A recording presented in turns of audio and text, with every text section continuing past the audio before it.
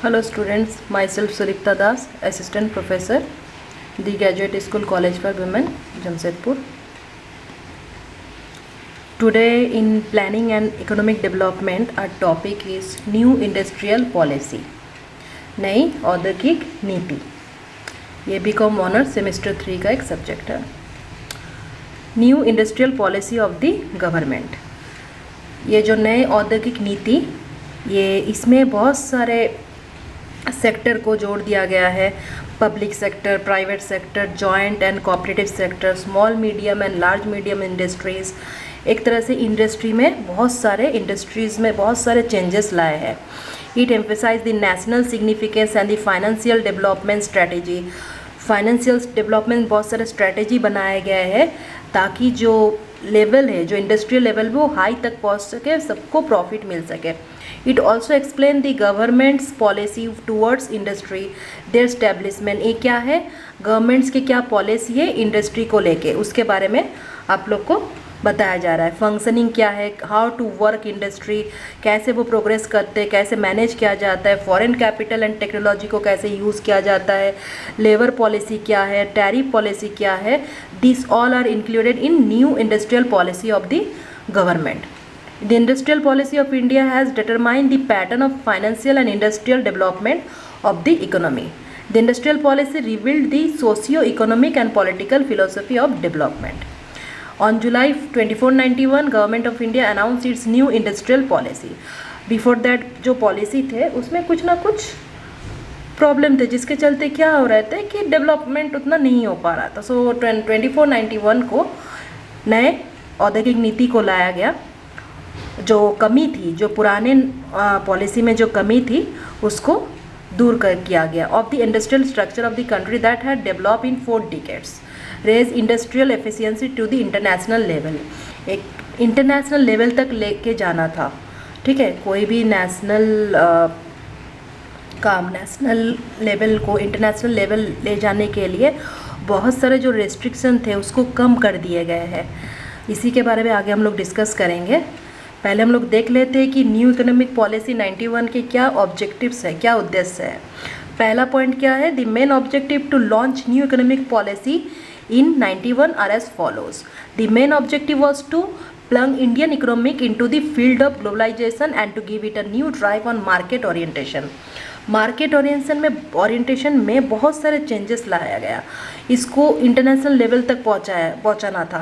The new economic policy intend to reduce the rate of inflation को कम करना and to remove imbalance in payment में बहुत सारे जो प्रॉब्लम्स थे, जो इम्बैलेंस थे, उसको रिमूव करना. It intend to move towards high economic growth rate को हाई करना and to build sufficient foreign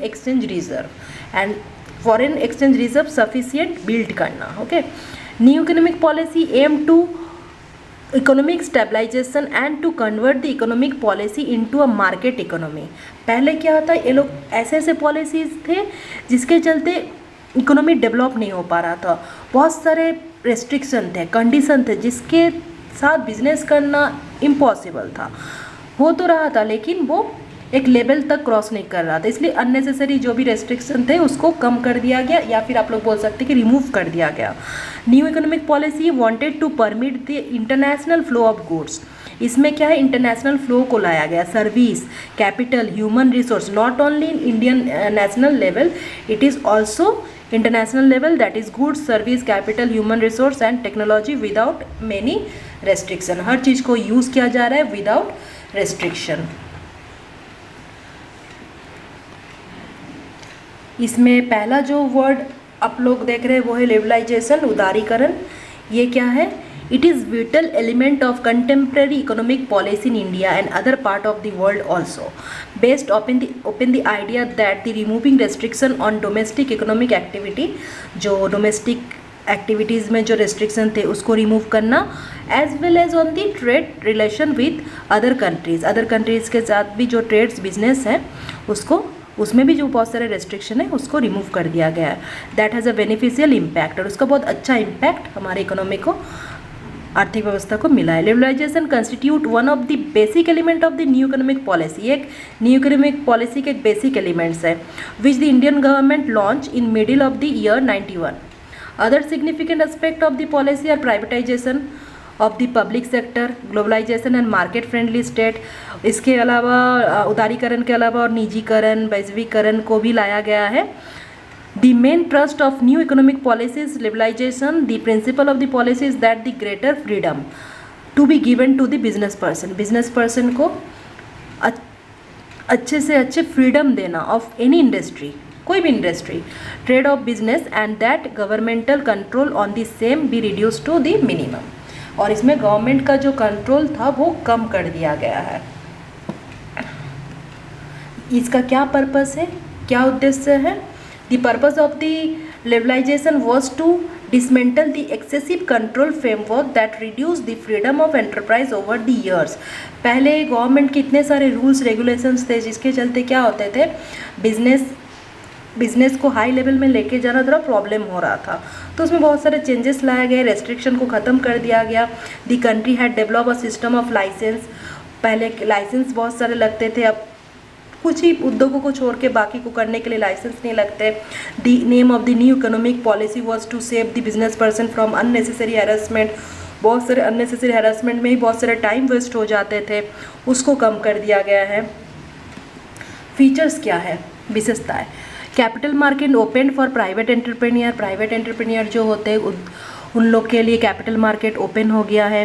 simplification of licence policy, licence policy बहुत सिंपल कर दिया है। Opportunity to purchase foreign exchange at market price, foreign exchange को market price में खरीदने का एक अपॉर्चुनिटी मिला है। Right to take independent decision लिया जा सकता है, किसी के ऊपर आपको ये नहीं करना है, वेट नहीं करना है, आप अपना डिसीजन ले सकते हैं। Better opportunity to for completion, फिर evolution of liberalisation. This all are the features of liberalisation. Impact, इसके क्या इम्पैक्ट हुए हैं?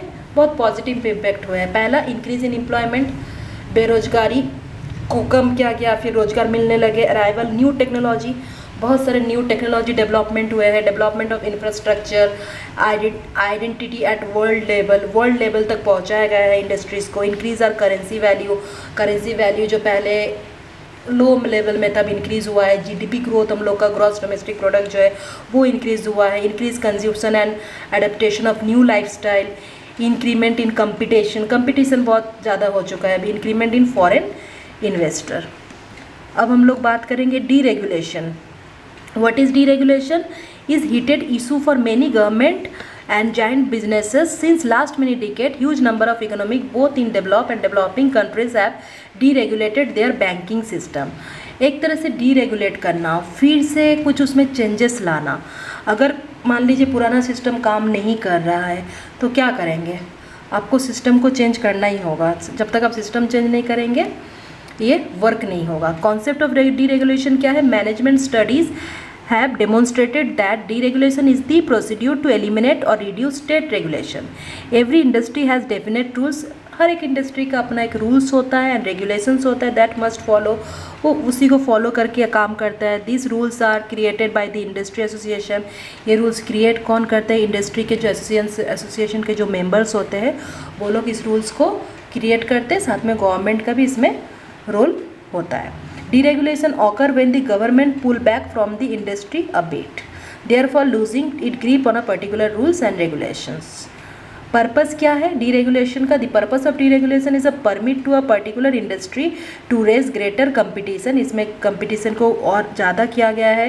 Create a free market place and expected enhance economic growth both with in the market place and in general. Okay, advantages आप लोग देख लीजिएगा।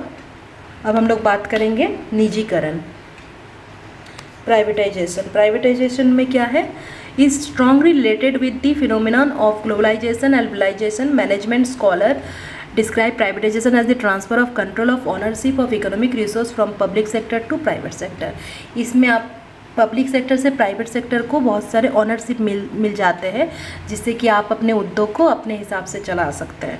It means a decline in the role of the public sector as there is a shift in the property rights from the state to private ownership. Privatization is a managerial approach that has fascinated the interest of many groups of people, politician, government employed, companies of the private sector and public. इसके क्या objectives है, उद्देश्य क्या है? The process of privatisation has been generated with the main intention of improving industrial efficiency. इसका जो main purpose होता है इंडस्ट्रियल इम्प्रूवमेंट करना.